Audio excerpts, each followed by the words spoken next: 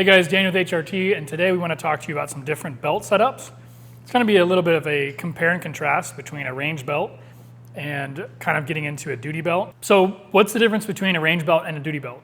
Well, people use both names kind of interchangeably, but I'm going to say let's maybe call this one a range belt and this one a duty belt. And the purpose is a range belt doesn't need to have medical, utility items, sustainment items, extra marking equipment, things like that don't need to be on a range belt. Now, if you only want to have one belt, then sure, put all those things onto it, and every time you go to the range, you take that setup.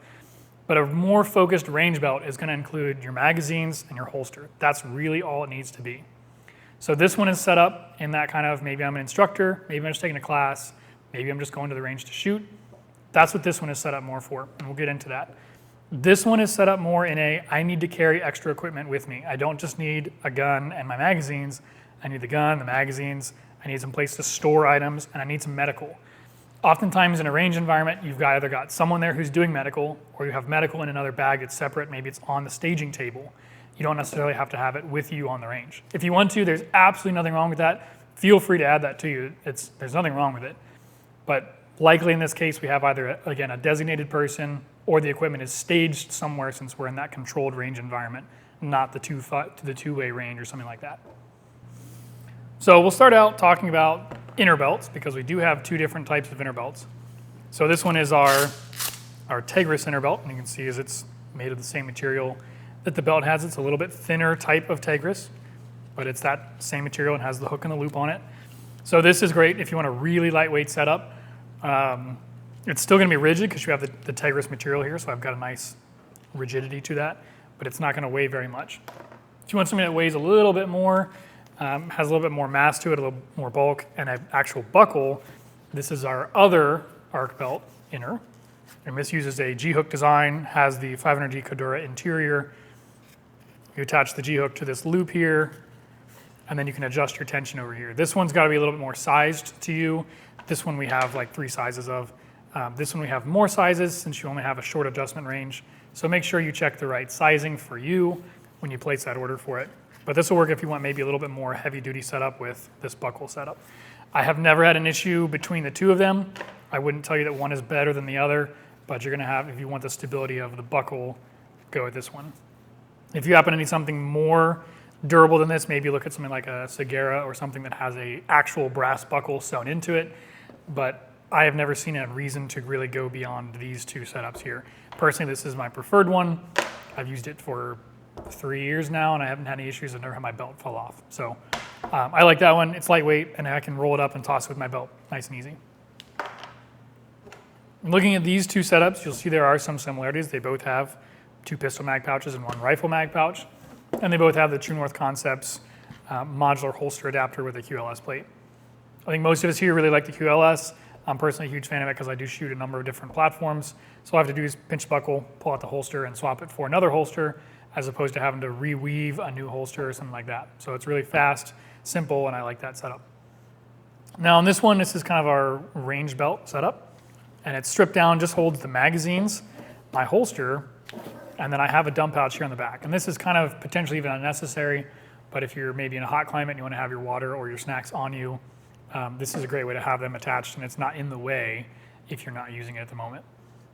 This also has our spare sleeves in the back, so if you want to cover the back Tegris, we do have those already on this belt. Again, not necessary for this type of setup, but they're nice features to make it look pretty. So this is meant if I'm going to just a range, I'm just going to be shooting probably on a flat line or maybe a little bit of movement. Maybe I'm instructing and I don't want a bunch of extra junk on. This is going to be a great setup for that. As you can see, it's very lightweight, holds its own weight. And this will just give me my holster, my mags, and maybe some extra stuff that's tossed in here. Now, if we want to look into more of a duty setup, this is kind of getting on the verge of maybe even a battle belt where it's got a ton of stuff. You can see how we still have our 2 magazine pouches. We've also added our micro chem light and the glove hanger on here, as well as a multi-tool pouch.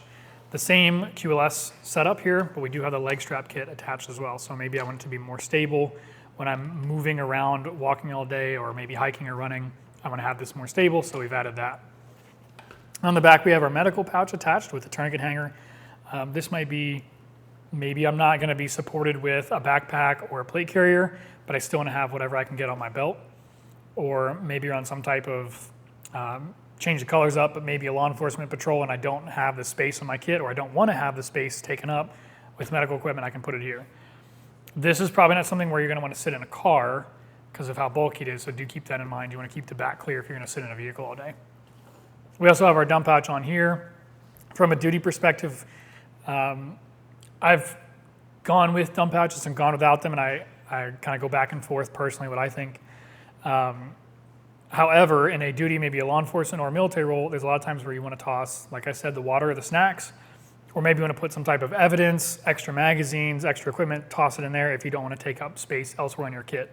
So kind of look at what your specific needs are, how you're going to use it, and determine whether that's a viable piece of kit for you. In the duty preference, I think we would recommend probably having medical on it, using our medical pouch here, and then you're probably going to want to have some access to some type of tool. Maybe it's a flashlight, maybe it's a multi-tool. So having those utility pouches are a great feature to add on there.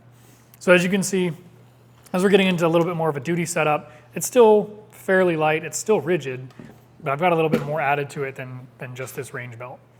So again, depends on why you're at the range, what you're doing there, why you're carrying your gun and your equipment, and you may need to find out what you need for your own kit. And we'll look at doing some, like a battle belt setup in the future as well. And that'll probably include like grenade pouches and flashbang pouches and things like that. A little bit more utility thrown onto the belt. It's also important to keep in mind sometimes a duty belt might look like this.